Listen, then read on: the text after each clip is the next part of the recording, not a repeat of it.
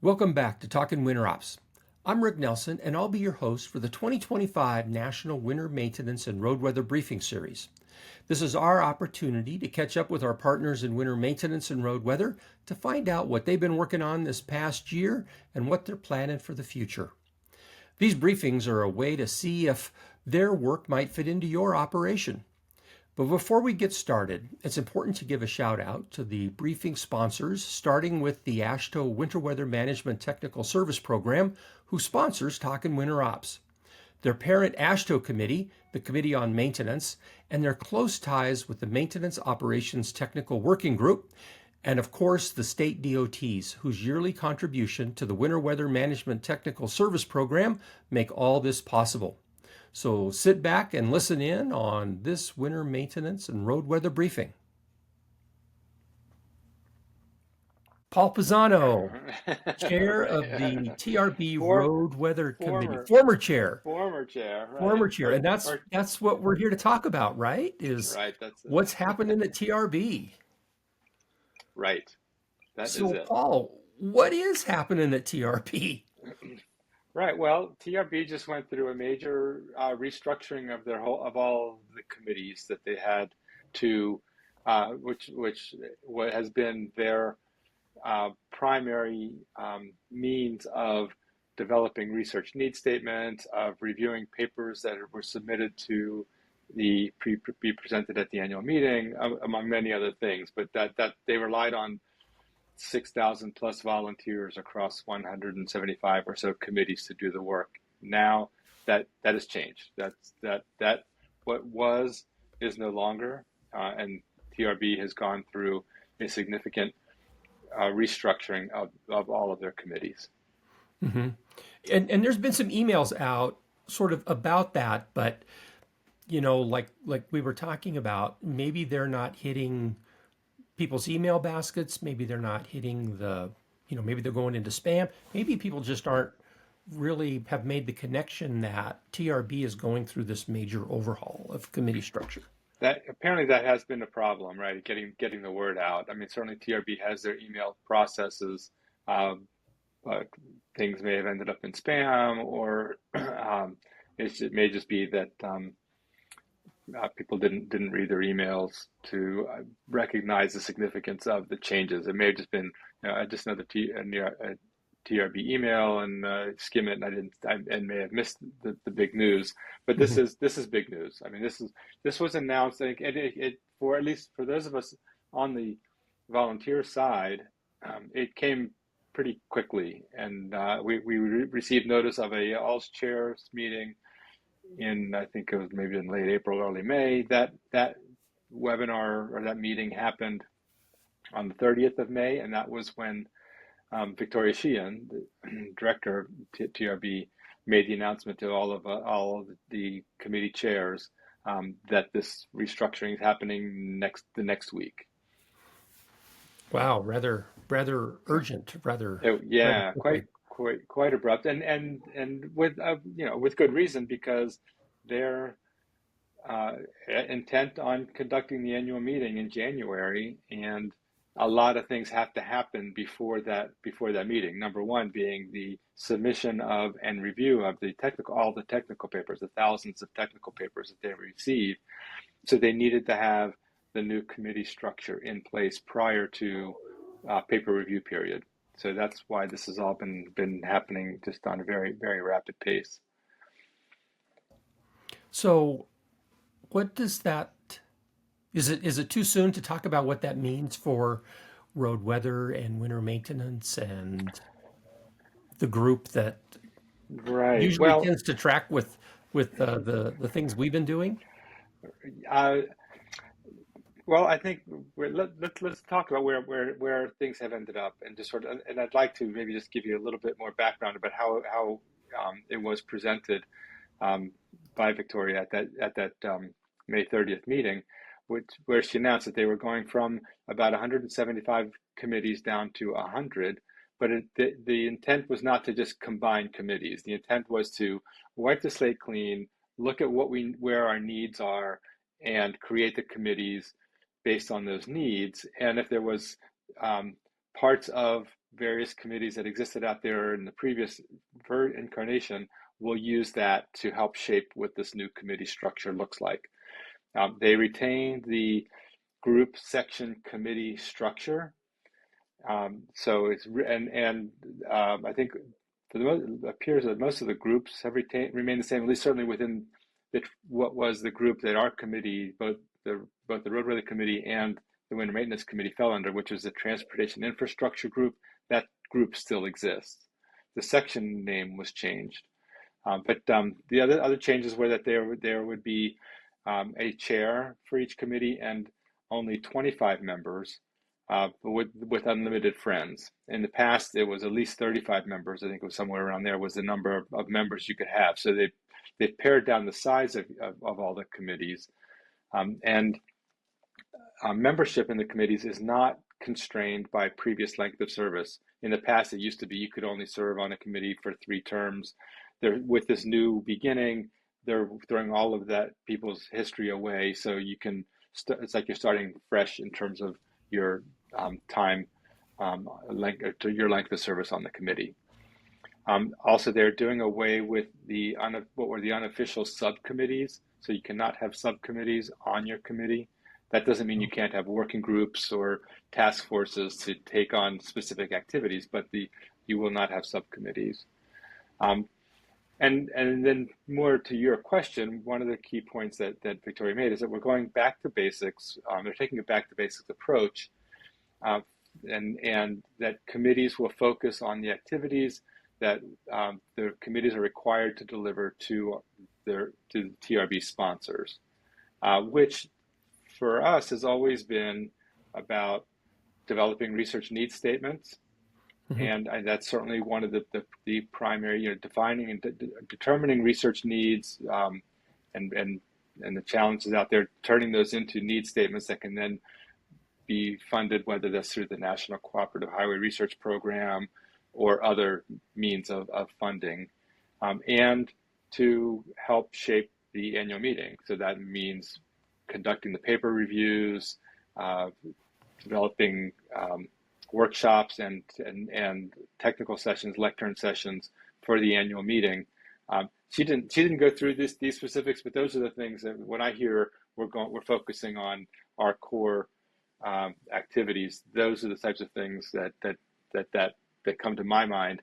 And there certainly are things that we did on our committee and many other committees done that go beyond that. And I think that that's going to be where we would expect to see some new constraints coming in terms of going beyond there, which I think, again, one of the things that you and I have talked about in the past, and I know is critical from your perspective, is turning research into operations. Right. And how do you take these research needs results and the things that are coming out of TRB and actually get them into the day-to-day operations at any agency?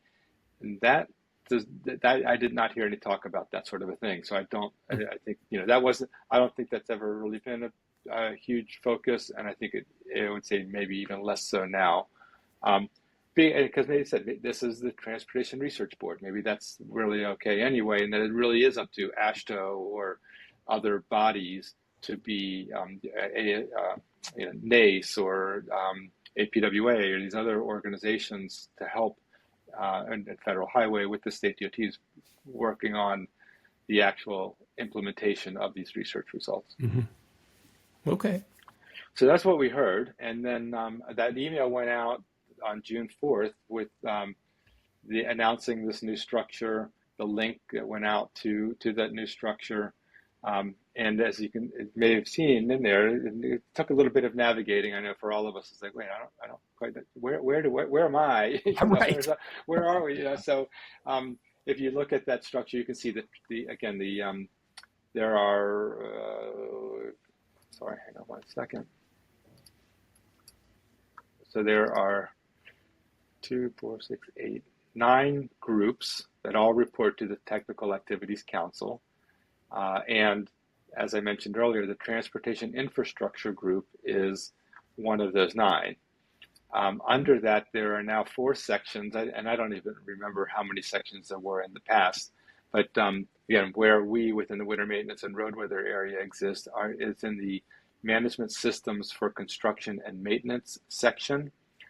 Um, Again, I will bite my tongue in terms of asking where they came up with that name because I think management systems seems constraining, but I Right. wasn't involved in that naming, so I don't know. um, and then under that, there is a committee now that is called the Standing Committee on Winter Maintenance and Response to Weather Events. And if you look at the one sentence scope of that committee, it is this committee is concerned with research and innovation related to winter maintenance activities of transportation agencies and their response to weather events such as hurricanes, tornadoes, and floods. So it's clearly not just a winter weather Hmm. scope, and it certainly touches on some of the things that were within the scope of the committee that I was chairing, the road weather committee.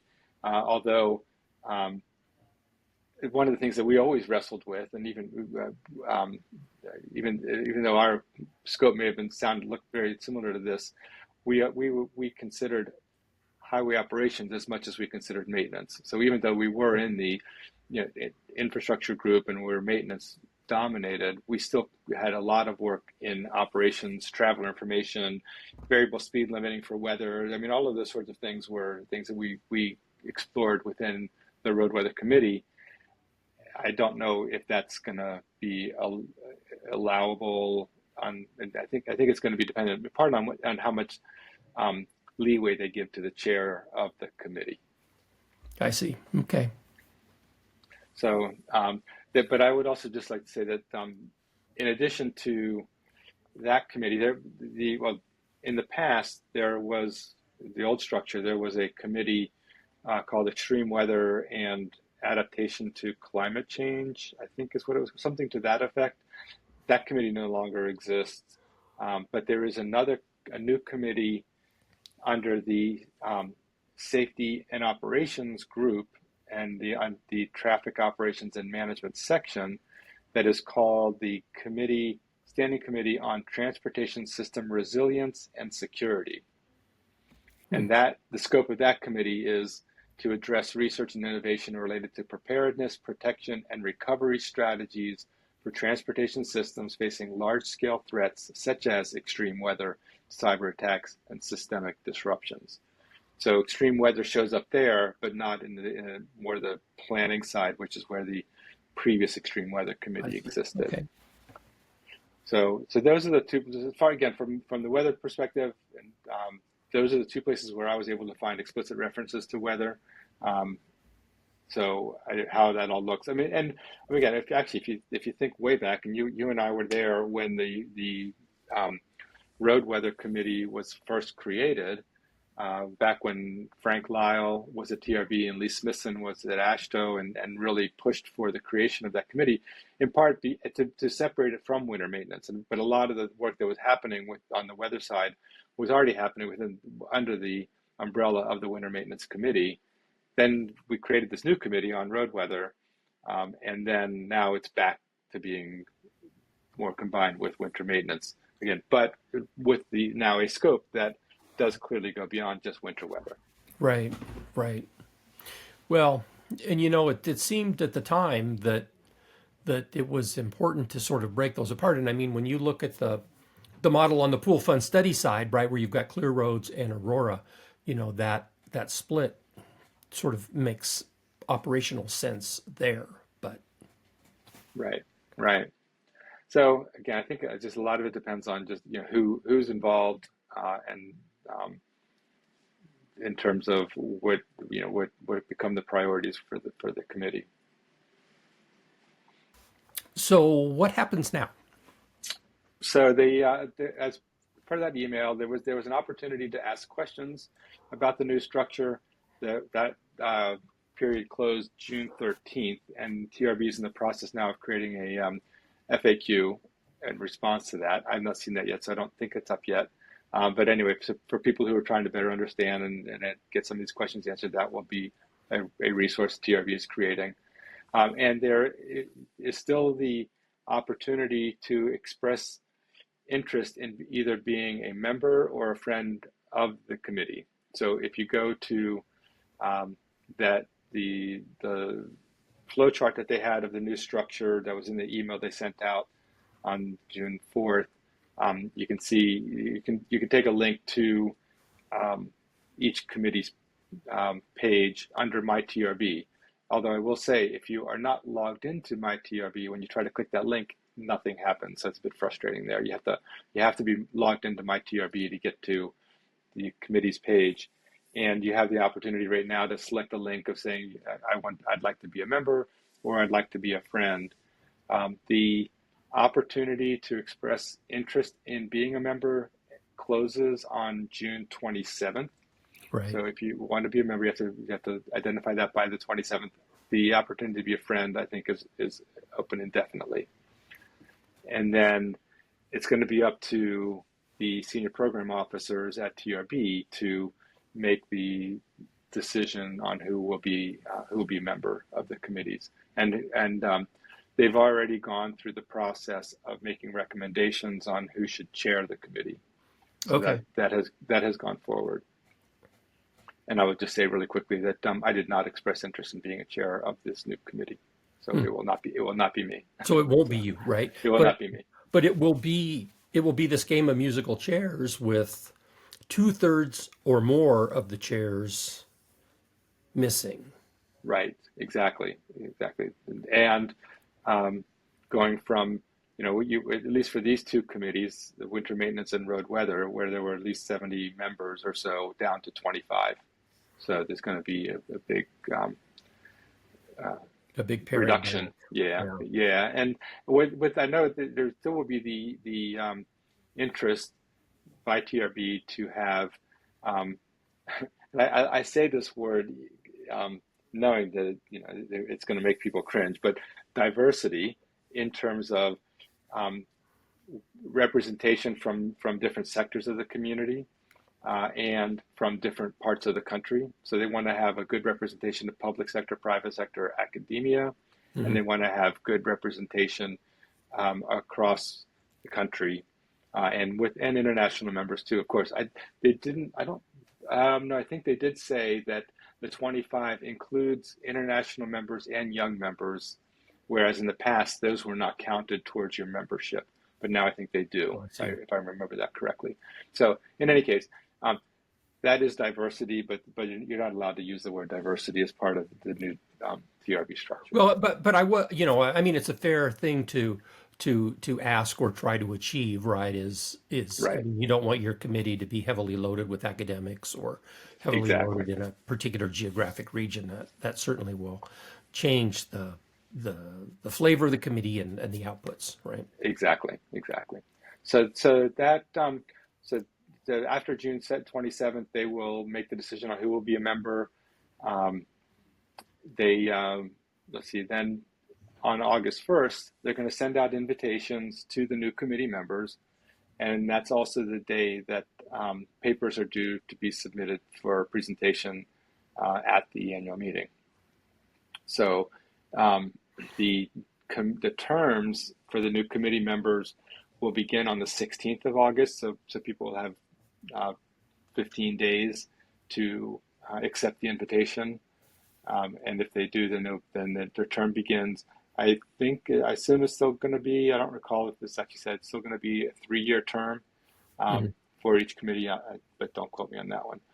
So the terms will begin the middle of August, which is different now. So now all the terms begin in April. So that's shifting from an April term to an August term, and October 1st is the deadline to have all the materials, all the papers will have to have been reviewed, and lectern sessions, workshops, poster sessions, all of those types of things will need to be defined for the annual meeting, so that they will have time to get that all set up by the 11th of January. So the annual meeting will be happening 11th through the 15th of January, 2026. Yeah, and getting ready for the annual meeting is no trivial task. That's right. That's a huge process. So between reviewing the papers and getting everything set up, it's a lot of work. So I'm sure these senior program officers will have their hands full till January easily. Yeah. Okay. So, and I just would like to just give a shout out to the senior program officer for the our group is Alona Kastenhofer, Mhm. and she's been great in terms of her um, efforts to keep us informed of what's going on and work with us as much as possible. Again, us being the previous chairs, and as now she needs to move forward to get the new committees done. She's I mean, I've enjoyed working with Alona since she arrived at TRB. Yeah. So I guess the important takeaways, Paul, are the committee structure has been reformulated, and looming deadline of the 27th of June for folks to express an interest in becoming a member. And paper reviews are going to occur right afterwards. Exactly. Yep. Yep. Everything's going to be happening at a very, very quick pace. I think you've captured that well. So, do we have a link we can post to get folks to where they need to be to express an interest in being a member of this committee? Yeah, I think probably the one that has the overall structure of the new structure under the Technical Activities Council. Um, there is a URL for that, and that was included in the email. But I'm happy to get send it to you if you don't if Yeah, you if you have. would do that, we'll post that. So, folks, I know we're under a tight deadline, and what we'll do is we'll get this briefing up as quickly as possible, so folks have at least a little bit of time, a few days anyway, to make their way to express some interest, and if not, at least to understand what's shaken with TRB. Right. Yeah, and I will just also say that so as we discussed, the everything that's been going on right now has been talking about the change in the committee structure under the Technical Activities Council. We did not hear anything at all about the National Cooperative Highway Research Program and CHRP. So I really don't know what's going to be going on there. Um, and yeah, so I think that probably also will be a function of budgets and funding levels in terms of Mhm. where how that moves forward. But I wouldn't be surprised if Right. we end up seeing some um, changes in NCHRP as well. Right. But although they've got their own structure through the approval of projects and all of those gyrations that they have to. Right. Yeah, I'm talking more about the funding side of it too. Yeah, okay. If Yeah. that gets cut, I don't know what, or if it gets greatly reduced, how are they going to manage that? I don't know. Yeah. Okay. Well, Paul, thanks Um, so much for filling us in. Did we miss anything?